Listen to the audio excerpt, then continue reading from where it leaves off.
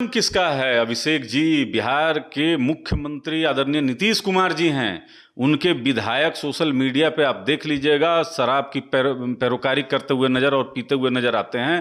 चूहे थानों में शराब पी जाते हैं। आप कह रहे हैं कि नीतीश कुमार के विधायक शराब पीते हैं? बिल्कुल। चुनाव में हेलीकॉप्टर तो क्रैश कर गया, क्या करेंगे?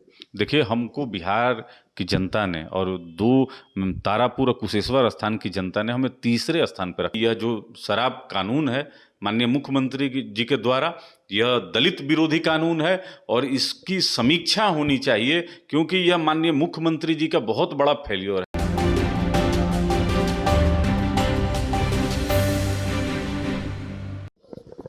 नमस्कार, आप देख रहे हैं रफ्जी लाइव और मैं हूं अभिषेक मिश्रा। जिस राज्य में पूर्णतः शराबबंदी है, जिस राज्य में शराबबंदी को लेकर न सिर्फ सख्त कानून लागू हैं बल्कि शराबबंदी की सफलता को लेकर तमाम तरह की कवायदें सरकार की तरफ से किए गए हों, जिस राज्य में शराबबंदी को सफल कराने के लिए, लोगों को जागरूक करने के लिए मानव श्रृंखला तक बनाई गई हो, जो अपने आप में एक रिकॉर्ड है, उसके बावजूद बिहार में जहरीली शराब से लोगों की मौतें हो रही हैं। मौजूदा वक्त में यह सरकार के लिए, मुख्यमंत्री नीतीश कुमार के लिए सबसे मुश्किल का वक्त है, क्योंकि उनके सबसे साहसिक फैसले, जो सबसे बड़ा साहसिक फैसला था मुख्यमंत्री नीतीश कुमार का, उस पर सवाल उठ रहे हैं उनके राजनीतिक विरोधी और कई बार उनके सहयोगी भी, सधे अंदाज में ही सही, लेकिन उनके इस फैसले पर सवाल उठाते रहे हैं। अब मुख्यमंत्री नीतीश कुमार ने इस पर समीक्षा की बात कही है और लोगों को और बेहतर तरीके से जागरूक करने की बात कही है। हम बात करेंगे लोक जनशक्ति पार्टी रामविलास के प्रवक्ता चंदन सिंह जी हमारे साथ हैं, और चिराग पासवान की पार्टी है। चिराग पासवान और चिराग पासवान की पार्टी भी लगातार जहरीली शराब से मौतों को लेकर हमलावर है सीएम नीतीश कुमार पर। बेतिया की घटना सामने आई है और दूसरे जगहों की घटना सामने आई है। चंदन जी, मुख्यमंत्री जी ने तो अब कह दिया है कि समीक्षा करेंगे। देखिए, साथ में माननीय मुख्यमंत्री जी ने यह भी कहा है कि कोई गड़बड़ पिएगा तो मरेगा। तो देखिए, माननीय मुख्यमंत्री जी ने तो जनता के पास कोई ऑप्शन नहीं छोड़ा है कि वह सेलेक्ट कर सकें कौन अच्छा है कौन बुरा। देखिए, यह शराब नीति जो है वह जनता पे थोपी गई, जबरदस्ती की थोपी गई एक कानून है, और यह दलित विरोधी कानून है। अगर आप उठाएंगे, शराबबंदी जब से हुई है तब से जितनी भी मौतें हुई हैं जहरीली शराब पीने से, ज़्यादातर इसमें दलित समाज के लोग ही मरे हैं। देखिए, दलित समाज या तो जेल के अंदर हैं, जो पीने के वजह से इस कानून की जो खामियां हैं इस वजह से यह जेल के अंदर हैं, या तो फिर यह अस्पताल में दम तोड़ते हुए नजर आ रहे हैं।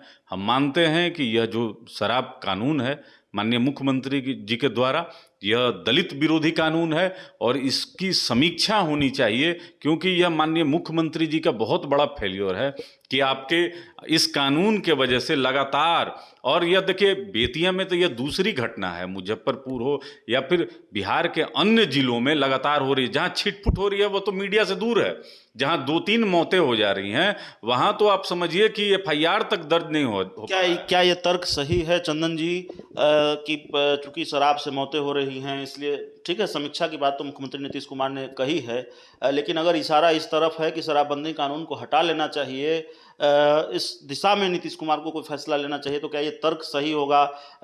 हत्या को लेकर और दूसरे अपराधों को लेकर भी कानून है, बावजूद इसके अपराध हो रहे हैं, तो क्या वो धाराएं खत्म हो गई हैं संविधान में?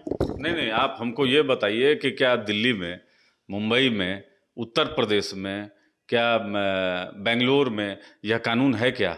अगर कानून यह नहीं है तो क्या आपके राज्य से वो पीछे हैं क्या? किस मामले में? कल को अगर गैस सिलेंडर का अगर सिलेंडर विस्फोट हो जाए तो उस पर प्रतिबंध लगा दीजिएगा क्या?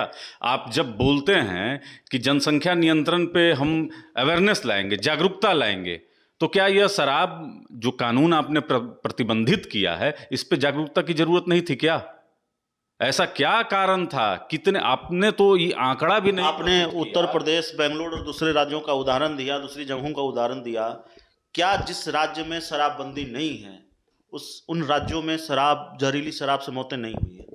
अभी तक देखिए बहुत सारे राज्य ऐसे हैं, और मैं कहूँगा अधिकांश राज्य ऐसे हैं जहाँ शराब नीति पे बहुत गहरी तरीके से काम किया गया है, तो वहाँ पे जहरीली शराब का जो आंकड़ा है, मरने का आंकड़ा जो है वह बहुत कम है। लेकिन देखिए बिहार में बहुत कम समय पहले ही शराबबंदी हुई है, और जो एक आंकड़ा है जो रिकॉर्ड पे है यही भयानक है, लेकिन जो ऑफ द रिकॉर्ड है यह तो बहुत बड़ा आंकड़ा है। इसमें तो मैं यह कहूँगा कि हजारों हजार लोग मर रहे हैं इससे, और इस पे सरकार को बहुत गहरी तरीके से समीक्षा करनी चाहिए। मैं यह नहीं कहता हूं कि शराब नीति माननीय मुख्यमंत्री जी का बिहार में नहीं होना चाहिए, लेकिन कुछ इसमें ऐसी खामियां हैं जिस वजह से लोग डरे छिपे और गलत चीज का सेवन कर लेते हैं, जिससे यह मौतें लगातार बिहार में हो रही हैं। अगर मुख्यमंत्री नीतीश कुमार ने ये कहा है कि गलत पीने से बिहार में शराबबंदी है, बावजूद इसके अगर आप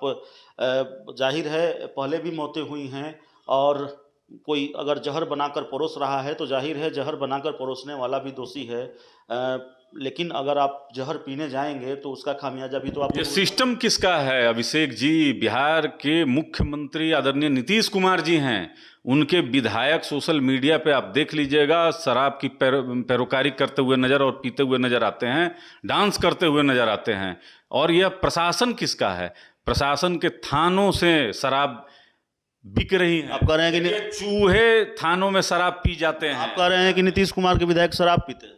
बिल्कुल, कई सोशल मीडिया पे इसका फुटेज है, आप देख सकते हैं। अभी उनके हाल फिलहाल में एक पूर्व मंत्री का बयान आया था, तो बहुत सारे ऐसे हैं। माननीय मुख्यमंत्री जी को इस पर बहुत गहन चिंतन करना चाहिए कि जो ये जबरदस्ती का थोपा हुआ इनका कानून है, यह जनता के हित में नहीं है। इसकी समीक्षा करनी चाहिए और सर्वदलीय मुख्यमंत्री जी ने तो समीक्षा की बात कही है, कितना भरोसा है उनको?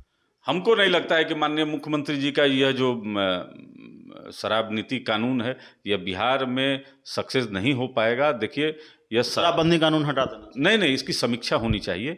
कुछ इस पे कड़े कानून होने चाहिए, या फिर कुछ सुधार की ज़रूरत है। जो कि देखिए बहुत लोग को डर है कि अगर वो सेवन कर रहे हैं तो पुलिस उनको जेल भेज देगी, तो जल्दबाजी में लिया हुआ उनका कोई भी निर्णय जो है उनके जान पे बन जा रहा है। तो इसमें सरकार को देखना चाहिए। अच्छा अभिषेक जी, अगर देखिए बिहार के हर एक पंचायत में या ब्लॉक में अगर यह जहरीली शराब बन रही है तो प्रशासन इसके लिए जिम्मेवार है ना। प्रशासन कहीं ना कहीं यह इसको बढ़ावा दे रहा है, क्योंकि बिना पुलिस के सहमति के कहीं भी ऐसी घटना हो जाए यह संभव नहीं है। आपकी पार्टी के पूर्व प्रत्याशी और आपकी पार्टी के जो जिलाध्यक्ष हैं बक्सर के, अखिलेश सिंह जी पर जानलेवा हमला हुआ है। यह कोई नई बात नहीं है। लोक जनशक्ति पार्टी से जुड़े हुए नेताओं पे लगातार हमले हो रहे हैं, चाहे कटिहार के मेयर हों, चाहे हमारे अररिया के जो हमारे पूर्व प्रत्याशी थे अनिल उरांव जी SC/ST प्रकोष्ठ के अध्यक्ष थे, उनकी हत्या हुई। अब बक्सर में हमारे जिलाध्यक्ष और पूर्व प्रत्याशी रहे हैं अखिलेश सिंह जी, उन पे जानलेवा हमला हुआ है। तो देखिए राज्य सरकार बहुत सोची समझी रणनीति के तहत हमारे जो नेता हैं इन पे कहीं ना कहीं हमला करवा रही है। आखिरी सवाल है, उपचुनाव में हेलीकॉप्टर तो क्रैश कर गया, क्या करेंगे? देखिए हमको बिहार की जनता ने और 2 तारापुर और कुशेश्वर स्थान की जनता ने हमें तीसरे स्थान पर रखा है। भारत की जो मुख्य विपक्षी पार्टी है कांग्रेस, उससे हमको ऊपर रखा गया है। हम तीसरे नंबर पे हैं। हम पहले नंबर पे आने का प्रयास करेंगे और संघर्ष पथ पे हैं। जनता ने जो हमें जिम्मेदारी दी है उसका 365 दिन हम लोग पालन करेंगे और संघर्ष के रास्ते से हम लोग जो है अकेले ही चलेंगे। अभी हम लोग अकेले हैं, लेकिन भविष्य के गर्भ में क्या छिपा है इसको बताना अभी मुश्किल है। लेकिन हम लोग अपने आशीर्वाद यात्रा के माध्यम से अपने संगठन को मजबूत करेंगे और तैयारी हमारी जबरदस्त आने वाली विधानसभा और लोकसभा में देखने को। तो जबरदस्त तैयारी है और तगड़ी तैयारी है 2021 के उपचुनाव में। तारापुर और कुशेश्वर स्थान के उपचुनाव में तो हेलीकॉप्टर चिराग पासवान का क्रैश कर गया। शराबबंदी को लेकर भी तमाम तरह के सवाल थे, तमाम तरह के जो बयान सामने आए हैं, जो घटनाएं हुई हैं जहरीली शराब से मौतों पर, हमने बातचीत की लोक जनशक्ति पार्टी रामविलास के प्रवक्ता चंदन सिंह जी से, और चंदन सिंह जी से हमारी बात होते रहती है, होते रहेगी। और चंदन सिंह हमारे स्टूडियो आए, इसके लिए चंदन सिंह जी का विशेष आभार। इस इंटरव्यू में इतना ही। अगर आप ये वीडियो हमारे फेसबुक पेज पर देख रहे हैं तो उसको फॉलो कर लीजिए, और यूट्यूब चैनल पर देख रहे हैं तो हमारे चैनल को सब्सक्राइब कर लीजिए, बेल आइकन दबा दीजिए ताकि इस तरह के वीडियोज आपको देखने को मिलते रहें। बहुत बहुत धन्यवाद।